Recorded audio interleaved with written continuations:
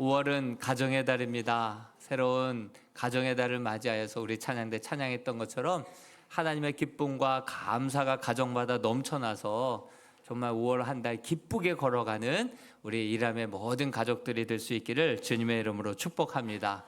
오늘은 어린이 주일이죠. 다음 주에는 어버이 주일이자 온 세대 연합 예배가 있습니다. 우리 이제 3년째 접어들게 됐는데요. 참 모일 때마다 감격이 있고 또 3대가 함께 모였을 때는 더 큰 영광이 있는 그런 예배지 않았나 싶습니다. 우리 뭐 다른 선물 필요 없다. 예배 한번 나아다오. 다른 선물도 필요하고 예배도 나오면 더 좋죠. 이렇게 함께 온 세대가 함께 나와 하나님 앞에 함께 예배드리고 믿음의 합심 가정으로 영광 올려드릴 수 있는 복된 자리가 되었으면 좋겠습니다. 오늘은 하나님의 일과 사람의 일이라고 하는 제아의 말씀으로 함께 말씀을 나눌까 합니다. 베드로의 신앙 고백이 있죠. 나만의 신앙 고백이 있습니다. 근데 베드로는 주는 그리스도시요 살아계신 하나님의 아들입니다. 이 고백으로 예수님이 굉장히 만족하신 것 같습니다. 그리고 칭찬하셨고 이를 알게 한 것은 내가 혈육이 아니다. 하나님께서 알게 하셨다. 칭찬받았습니다. 그리고 이 정도 수준이면 이거 얘기해도 되겠다. 그래서 주님께서 십자가에 죽으실 것과 부활하실 것을 연이어서 말씀을 하셨는데 그 일을 듣고서는 절대로 그런 일이 있을 수도 있어서도 안 됩니다 하면서 만류하며 나섰다가 사탄아 내 뒤로 물러나라. 너는 나를 넘어지게 하는 자다. 그러면서 예수님께서 마태복음 16장 23절에 이렇게 책망하셨는데 여기에 하나님의 일과 사람의 일이 나옵니다. 같이 한번 읽어보겠습니다. 시작. 예수께서 돌이키시며 베드로에게 이르시되 사탄아 내 뒤로 물러가라. 너는 나를 넘어지게 하는 자로다. 내가 하나님의 일을 생각하지 아니하고 도리어 사람의 일을 생각하는도다. 사람이 그런 것 같습니다. 사람이 정말 하나님의 일을 했다가도 나도 모르게 나도 모르는 부지불식간에 그렇게 사람의 일을 하는 것이 우리 인간의 모습이 아닌가 싶습니다. 영으로 시작했는데 육체로 마감하는 그러한 사람들이 적지 않다는 것이죠. 오늘 말씀 28절에서도 우리가 어떻게 하여야 하나님의 일을 하오리까? 여러분 그렇다고 한다면 하나님의 일은 무엇이고 그리고 사람의 일은 무엇일지 우리가 이 성경 말씀을 우리가 살펴보면서 가정의 달 맞이하여서 우리가 가정에서 그리고 교회에서 그리고 삶의 한 터전 위에서도 이렇게 늘 하나님의 일을 우리가 잘 꿈꾸고 그렇게 행할 수 있는 저와 여러분들이 될 수 있기를 주님의 이름으로 축복합니다. 먼저 오늘 본문 말씀의 배경을 이해를 해야 합니다. 오늘 이 말씀을 하시기 전에 두 가지 기적이 일어났었습니다. 요한복음 6장 하면 오병이어의 기적이죠. 사복음서에서 오병이어 기적을 빠뜨린 성경이 없죠. 다 다루고 있죠. 이 오병이어의 기적을 군중들이 경험했을 때 충격을 받습니다. 그때 당시에는 로마의 수하에 있었기 때문에 항상 먹고 사는 것이 어려웠죠. 그래서 밤 식사하셨습니까? 이게 아마 그때 당시에 인사지 않았을까. 그리고 세금은 있는 그대로 다 수탈해 갔었죠. 그러다 보니까 항상 먹고 사는 것이 힘겹고 주 관심사였었는데 이렇게 오병이어의 기적을 베푸시자 많은 사람들이 예수를 임금 삼으려고까지 했습니다. 얼마나 먹고 살기가 고단했으면 오병이어의 기적을 보고선 예수를 왕으로 임금으로 삼으려고 했겠습니까?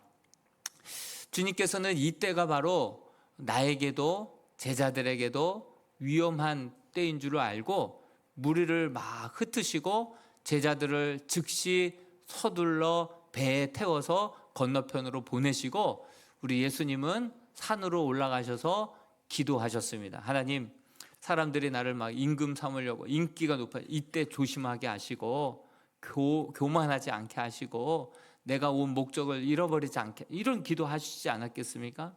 그렇게 밤새 기도하시다가 이제 갈릴리 바다는 순간순간 돌풍이 많이 붑니다. 낮은 지대에 있었기 때문에.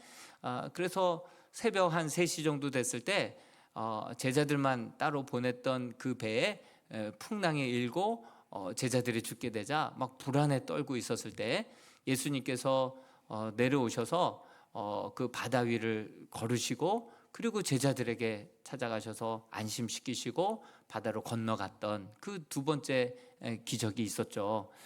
그 오병이어의 기적을 봤던 군중들 충격을 받았고 또 그 예수님 물 위로 걸으시는 그 모습을 봤던 제자들 또 한번 그가 누구이시기에 다시 한번 또 충격을 받았었죠. 그러다가 그럼 물 위를 걸으신 그 기적에는 어떤 큰 의미가 있을까 생각해 봤을 때 사실 배가 그 무태 없었기 때문에 예수님께서 걸어가셨죠. 배만 있었으면 타고 가셨겠죠. 우리 요한복음 6장 22절 말씀을 읽지 않았는데 이 말씀을 한번 같이 읽어보겠습니다. 시작. 이튿날 바다 건너편에 서 있던 무리가 배 한 척 외에 다른 배가 거기 없는 것과 또 어제 예수께서 제자들과 함께 그 배에 오르지 아니하시고 제자들만 가는 것을 보았더니 이 모든 사실을 알았어요. 다른 모든 군중들은 이제 배가 한 척밖에 없었다는 것, 그 배는 제자들이 타고 건너갔다는 것, 그리고 예수님은 그 배에 타지 않았다는 것, 그거 알고 아침에 해가 밝자마자 예수님을 찾으러 왔죠. 그리고 그 항구에는 또 많은 배들이 또 예수님을 찾아서 그곳까지 찾아왔었습니다. 그런데 아무리 찾아봐도 예수님이 없자 혹시나 제자들이 있는 곳에 가셨나 하고 배를 타고 건너편 가버나움까지 갔었는데 예수님이 거기 계신 거예요. 그러자 군중들이 묻습니다. 랍비여 언제 여기 오셨나이까? 그렇게 묻죠. 사람들은요 밤새 무슨 일이 일어났는지를 모릅니다. 여러분 내가 모른다고 해서 그 일이 안 일어난 것은 아니죠. 구원의 역사가 기적이 바로 이와 같습니다. 내가 이해가 안 된다고 내 이 좁은 머리로 내가 보지 않았고 내가 이해 못한다고 해서 그 진리가 아니고 구원의 역사가 안 일어난 것이 아니죠. 기적이 안 일어난 거 아니죠. 우리가 보지 못하고 알지 못하면 믿지 못하는 사람들이 많습니다. 우리 좁은 식견으로 우리가 어떻게 다 알 수 있겠습니까? 그러나 2000년 전에 일어났던 구원의 놀라운 역사를 우리는 뒤늦게 알았지만 이미 저와 여러분들을 구원하기 위한 놀라운 계획이 이루어졌고 우리 하나님은 졸지도 주무시지도 아니하시고 저와 여러분들이 바다에서 고통당하고 있을 땐 바다 한가운데라도 찾아가시고 우리의 작은 신음에도 응답하시는 분이 우리 주님인 줄로 믿습니다. 이렇게 놀라운 구원의 역사를 일어난 것을 보고 아니 랍비여 언제 이곳으로 건너왔습니까? 물을 때 예수님께서는 구차하게 다 설명하지 않고 딱 이렇게 말씀하십니다. 너희가 이렇게 간절히 나를 찾는 것은 표적을 본 까닭이 아니요 떡을 먹고 배부른 까닭이다. 이렇게 말씀을 하십니다. 사람들은 오병이어만을 경험하고 제자들은 두 가지 표적을 다 경험을 했죠. 물 위로 걸어오시는 것까지 다 경험을 했었죠. 근데 이 같은 표적을 보여주시는 이유가 있었어요. 이와 같은 기사와 표적을 이렇게 행하시고 보여주신 그 이유는 단지 먹을 것만을 채워주시고 병을 고쳐주시기 위함이 아니라 우리 주님께서는 바로 하나님께서 구약 선지자가 예언했던 그 구약에 예언했던 그 메시아 하나님의 아들 되심을 그렇게 보여주기 위한 표적이고 증거였는데 사람들이 나를 찾는 것은 그 표적 때문이 아니라 어제 오병이어를 통하여서 배불리 먹었기 때문에 배부른 까닭이다. 여러분 어제가 이제 5월 달이기 때문에 바쁘신 분들은 어버이날을 미리 앞당겨서 가족들 식사하고 또 결혼식이다 가족 행사다 그렇게 참여하신 분들도 계실 겁니다. 어제 많이 먹었다 하더라도 오늘 되면 또 새롭게 밥을 먹어야 되는 거 아니겠습니까? 오히려 어제 많이 먹었기 때문에 배꼴이 늘어나가지고 더 빨리 허기가지고 배가 고프고 손이 떨리는 사람들도 있을 것입니다. 너희가 나를 찾는 것은 표적을 받기 때문이 아니라 바로 먹고 배불렀기 때문이다. 많이 배부르면 배부를수록 그 썩을 양식은 또 다시 배고프게 돼 있고, 예수님으로 인하여서 병 고침 받은 사람은 결국 또 병 걸리고 늙어서 죽게 되어 있다. 너희가 나를 찾는 것은 이 썩을 양식을 위하여서 나를 찾는 거고 먹고 배불렀기 때문에 찾는 거지, 이 진짜 표적을 보여준 참된 이유와 목적대로 나를 찾는 것이 아니구나. 우리 주님께서는 정곡을 찔러서 말씀하신 것입니다. 여러분, 기사와 표적을 보여주신 하나님의 진짜 뜻은 무엇일까요? 우리가 어떻게 반응하기를 원하셨을까요? 그 하나님 메시아 되신 그 주님 앞에 나는 죄인입니다. 나는 죄인입니다. 베드로처럼 나를 떠나소서. 그 주님의 그 놀라운 기사와 표적 기적 앞에 당신은 실로 하나님의 아들이니이다. 이런 고백을 그렇게 하고 그 주님을 따르기로 결단하고 다짐하기를 원하셨던 그 반응이 우리 주님께서 원하셨던 반응이었고, 그런 목적으로 기사와 이적을 우리에게 행해 주셨던 것이죠.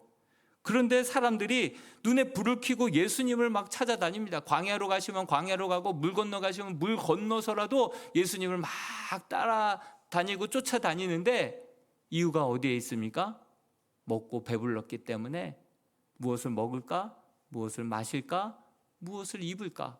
예수님 때문에 이 나라 정말 독립을 한번 쟁취해 보기 위해서 그분을 왕으로 세워서 우리가 허기짐에서라도 좀 벗어나고 로마의 손에서 벗어나고 내 그 민족의 소원을 한번 성취하기 위하여서 예수님을 눈에 불을 켜고 막 찾는데, 그렇지만 우리 주님께서 정말 자신을 찾는 그 참된 이유가 아니었다라고 말씀하시면서 27절에 썩을 양식을 위하여 일하지 말고 누구를 위해서 일하라 말씀하고 있습니까? 27절 말씀을 같이 한번 읽어보겠습니다. 시작.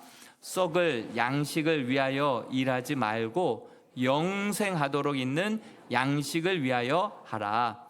이 양식은 인자가 너희에게 주리니 인자는 아버지 하나님께서 인치신 자니라. 즉 사람을 위하여서 일하지 말고 하나님을 위하여서, 너 자신을 위하여서 일하지 말고 하나님을 위하여서 일하라, 이렇게 말씀하십니다. 썩을 양식을 먹어봤자 또다시 배고프게 돼 있다. 그러나 영원토록 죽지 아니할 그 참된 양식, 그분은 바로 예수 그리스도이신데 그분을 먹고 그분을 마시는 자는 영원히 목마르지 아니하고 영원히 죽지 아니하리라. 내가 이 구원을 위하여서 이 땅에 왔노라. 이렇게 우리 주님께서는 말씀하고 있는 것입니다. 여러분, 우리가 많은 사람들이 이렇게 2부 예배 나와서 하나님 앞에 예배를 드리지만 우리 겉으로 드러나 보이는 그 예수님께로 나오는, 예수님을 찾는 그 이유는 다 영적으로 보이지만 한 사람 한 사람을 그 내면으로 들어가 보면 정말 베드로처럼 한때는 하나님의 일을 위하여 나왔다 하더라도, 영으로 시작했다 하더라도 어느 순간 육체로 변질되어서 나 자신을 위하여서 정말 다른 목적을 위하여서 이렇게 주님 앞에 찾고 나오는 사람들이 있다라고 하는 사실이죠. 동물을 보면요, 참 두 가지 이유로 막 돌아다니는 것을 보게 됩니다. 먹는 것과 성, 이 두 가지 이유이죠.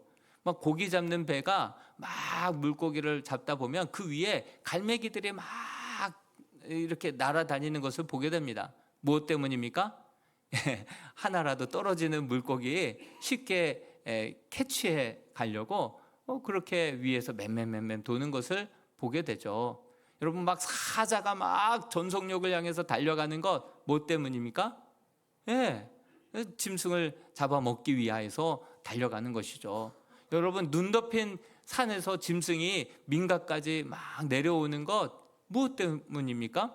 먹을 것을 찾아서 그렇게 내려오는 것이죠.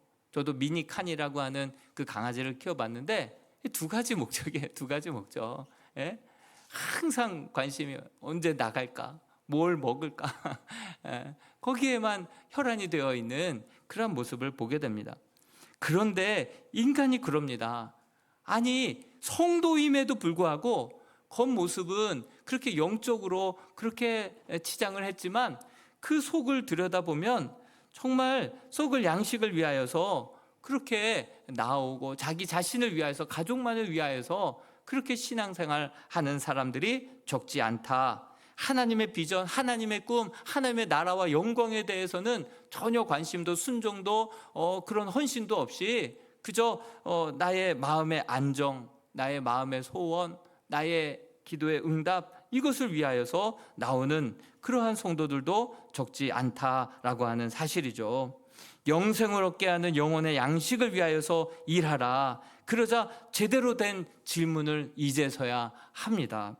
기사와 이적을 보여준 그 이유와 목적이 정말 하나님의 일이 어디에 있습니까? 그것을 묻고 찾고 구하게 하기 위하여서 보여주신 건데, 주님께서 전곡을 찔러서 말씀을 하시니까 그제서야 비로소 어떻게 하여야 하나님의 일을 하오리까 그렇게 묻습니다. 그렇게 물을 때 우리 주님께서 뭐라고 답변하십니까? 29절의 말씀을 나에게 주시는 말씀으로, 내 마음에 새기는 마음으로 29절을 같이 한번 읽어보겠습니다. 시작. 예수께서 대답하여 이르시되 하나님께서 보내신 이를 믿는 것이 하나님의 일이니라 하시니. 하나님의 일이란 바로 하나님께서 보내주신 이는 누구입니까? 바로 예수 그리스도이신 줄로 믿습니다. 바로 그 예수 그리스도를 믿는 것이 하나님의 일이다, 이렇게 말씀하십니다.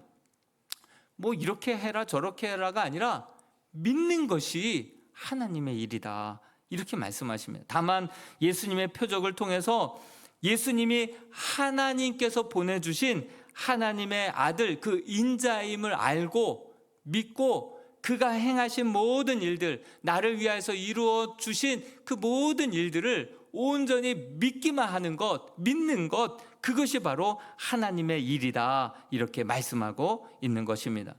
하나님의 일은요, 정말 우리가 할 수 없는 일들을 하나님은 하십니다.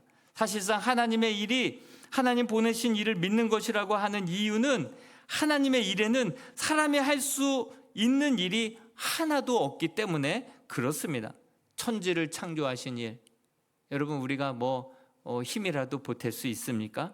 만물을 운행하시는 일, 지금 지구상에 난리가 아닙니다. 동남아에 있는 선교사님들 지금 3개월, 4개월째 가뭄이라고 해요. 한쪽에서는 물난리가 나고 있어요.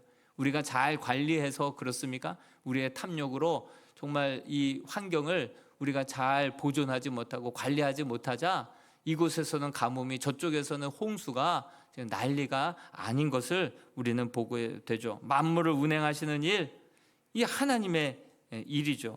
인류를 구원하시는 일, 나 자신도 구원하는 일에 내가 뭐 하나 보탠 일이 없다라고 하는 사실을 우리는 알아야 합니다. 인류를 구원하는 일, 하나님 나라를 이 땅에 이루는 일, 내가 할 수 있는 일이 하나도 없다라고 하는 사실이죠. 자기 자신이 구원을 받는데 할 수 있는 유일한 딱 한 가지 방법, 하나님께서 보내주신 예수 그리스도를 믿는 것, 그것이 바로 하나님의 일이다, 이렇게 말씀하고 있습니다. 인간의 끊임없는 관심은 뭔가 행위에 있습니다. 그래서 어떻게 하여야 우리가 영생을 얻으리까? 어떻게 해야 우리가 하나님의 일을 할 수 있겠습니까? 인간의 죄성의 뿌리 깊은 그 죄성은요, 항상 행위를 그렇게 자기 공로 의식을 그렇게 갖고 있습니다. 인간의 죄성의 뿌리는 언제나 행위에 있고 공로 의식에 있다라고 하는 사실이죠. 행함으로 구원을 얻는, 행함으로 보상을 얻는, 행함으로 만족과 기쁨을 누리는, 행함으로 자기의 믿음을 정당화시키려고 하는 그 인간의 불신앙적인 요소가 항상 있다라고 하는 사실이죠.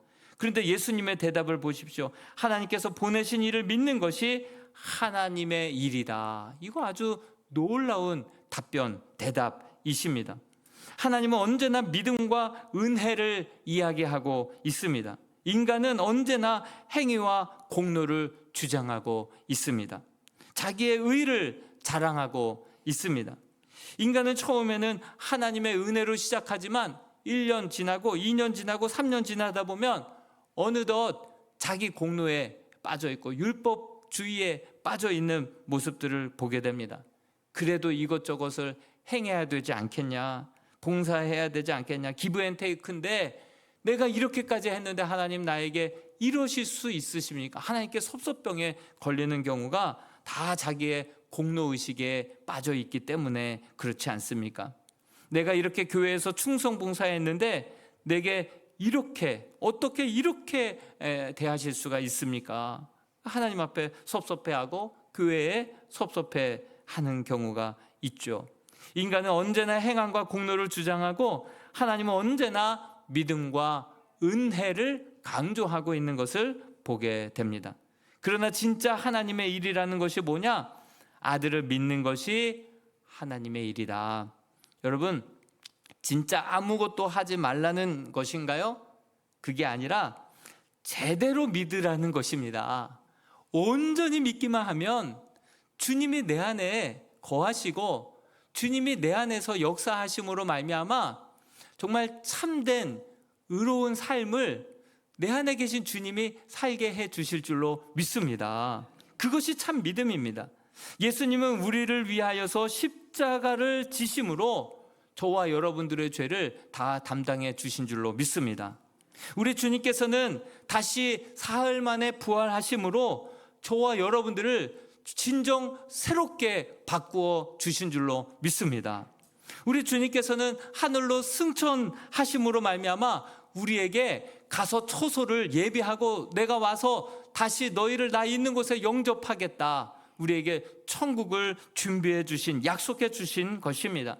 우리 주님께서 다시 재림하실 때 우리를 거룩한 주의 신부로 거룩하고 온전하게 우리를 바꾸어 주셔서 신부 삼아 주시고 하늘나라에서 귀한 천국 잔치를 배설해 주겠다 약속하신 분이 우리 주님인 줄로 믿습니다. 그러므로 저와 여러분들을 통하여서 이미 주님께서 다 이루어 놓으신 그 사실을 온전히 믿을 때 죄 사함을 받게 되고 새 사람이 되고 내 안에 계신 주님이 살아서 정말 내 안에서 하나님의 뜻을 나를 통해서 이루시고자 하시는 하나님의 놀라우신 비전을 행하시기 때문에 정말 온전히 믿는 것이 온전하게 사는 길인 줄로 믿습니다. 여러분이 십자가를 믿으십니까? 여러분들이 그 십자가가 나를 위한 죽음이었다는 사실을 믿으십니까? 그렇다면 여러분들의 가운데 진정한 죄에 대한 자유함이 있게 될 줄로 믿습니다. 여러분들이 예수 그리스도께서 이루신 부활을 믿습니까? 그 부활로 말미암아 여러분들의 삶이 진정 새롭게, 완전 새롭게 변화되게 될 줄로 믿습니다. 여러분, 40절의 말씀에 보면 내 아버지의 뜻은 아들을 보고 믿는 자마다 영생을 얻는 이것이니 마지막 날에 내가 이를 다시 살리리라 하시니라. 우리 주님께서 분명하게 말씀하셨습니다. 온전히 하나님의 뜻을 나를 통하여서 이루신 하나님의 놀라우신 계획을 다 믿고 나를 통하여서 이루실 일들을 온전히 받아들이고 믿는 자들에게는 마지막 날에 우리를 영원한 생명으로 구원하여 주시고 인도해 주신다라고 하는 사실이 진정한 참된 믿음 안에 구원이 있고 새로운 삶이 있고 새로운 비전이 있고 새로운 약속이 있게 될 줄로 믿습니다.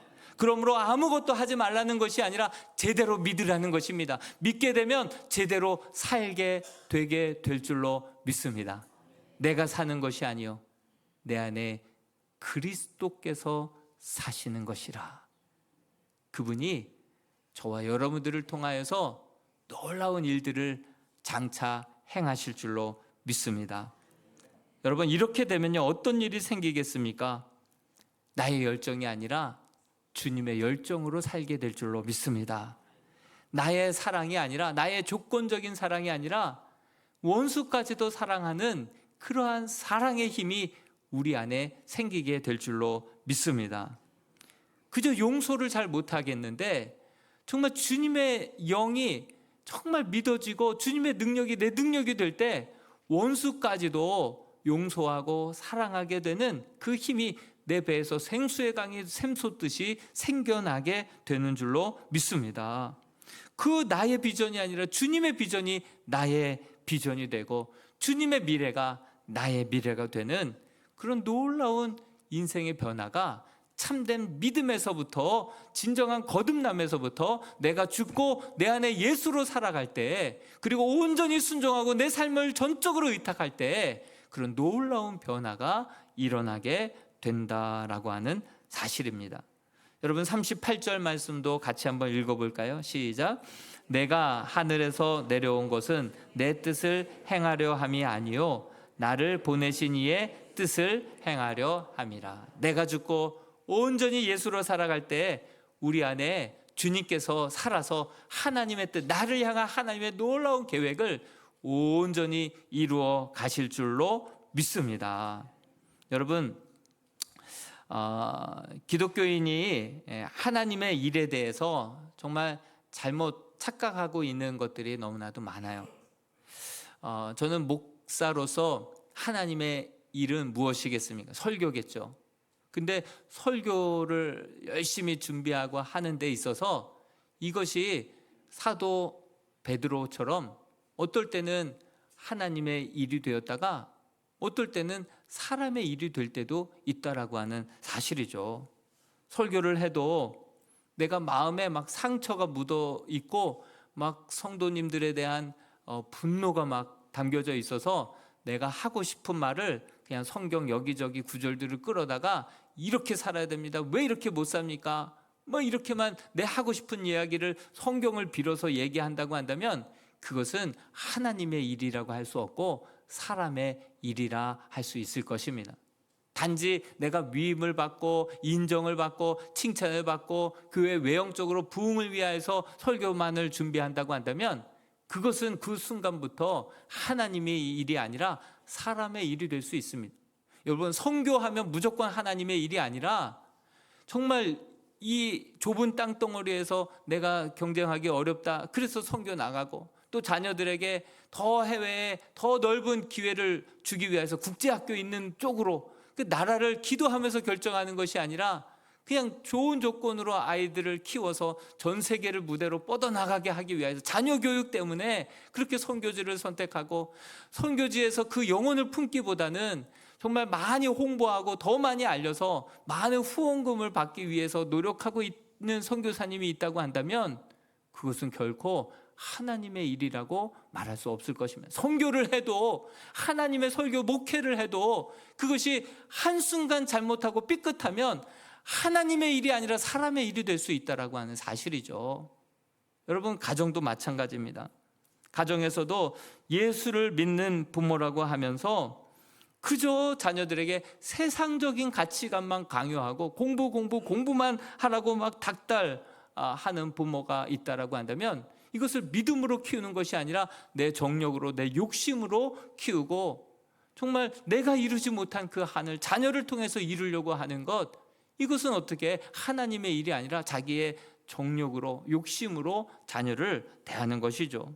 그렇지만 우리 자녀들이, 이 자녀들이 진정 하나님께서 그가 정말 어떤 일을 할 때 막 심장이 뛰게 만드는 그런 일이, 그런 리듬감을 가지고 심장 박동을 가지고 태어나지 않았으면 어떤 일을 할 때 그 일이 막 기쁘고 심장이 뛰고 해도 지치지 않는 그런 일들이 있지 않겠습니까? 거듭났을 때 하나님 주신 영적인 은사가 있지 않겠습니까? 그것을 찾아서 그 일을 하게 하면 그 일을 할 때 기쁘죠. 그리고 그 일을 하다 보면 잘하죠.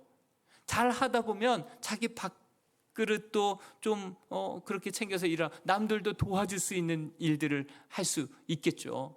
그러면서 하나님의 나라와 영광을 위해서도 하겠죠. 무조건 서울대 공부 잘해 1등 하면 서울대는 3%밖에 못 가는데 나머지 애들은 그 상처와 절망 가운데 얼마나 고통 가운데 신앙도 잃어버리고 반감만 늘어나고 결국 다 자녀까지도 꿈과 비전까지도 잃어버리고 신앙도 잃어버리는 자녀 만드는 거 아니겠습니까? 우리의 정력으로 하나님의 일이 아니라 인간적인 일로 가정과 자녀들을 대할 때 우리는 얼마든지 자녀들을 오히려 더 망칠 수 있고 신앙의 반감을 가지고 등을 돌리게 만들 수도 있다라고 하는 사실을 우리가 잊지 말아야 할 것입니다. 10년, 20년, 30년 믿었던 그 예수를 아이가 옆에서 지켜볼 때 우리 엄마는, 우리 아빠는 예수를 믿는 것 같고 교회는 다니지만 실질적인 가치관과 모든 판단과 생각은 세상적인 가치관이야. 그렇게 아이들이 판단을 내린다고 한다면 정말 가정에서의 모습이 진짜 모습이겠습니까? 교회에서의 부모님의 모습이 진짜 모습이겠습니까? 믿음에서 자라난 자녀 아이들이 부모에게 신앙을 전수받는 것이 마땅한데 우리 부모가 믿는 하나님이 참 하나님인가 의심하게 만들고 이런 실수를 부모들이 왜 합니까? 부모의 욕심 때문에 그렇다라고 하는 사실입니다. 자녀들을 믿음으로 키우는 것이 아니고 욕심으로 그렇게 키우다 보면 그것이 사람의 일이 되어버리고 하나님의 일이 되지 못할 때가 있다라고 하는 사실입니다. 이제 가정의 달입니다. 5월 한 달 가정에서, 교회에서, 일터에서 진정 사람의 일을 내려놓고 욕심 좀 내려놓고 하나님의 일을 행할 수 있는 저와 여러분들이 될 수 있기를 축원드립니다. 하나님의 일은 제대로 믿으면 제대로 살게 되어 있는 줄 믿습니다. 제 참된 믿음으로 말미암아 참된 삶을 가정에서, 교회에서, 일터에서 살아내실 수 있는 저와 여러분들이 될 수 있기를 주님의 이름으로 축원드립니다. 우리 같이 한번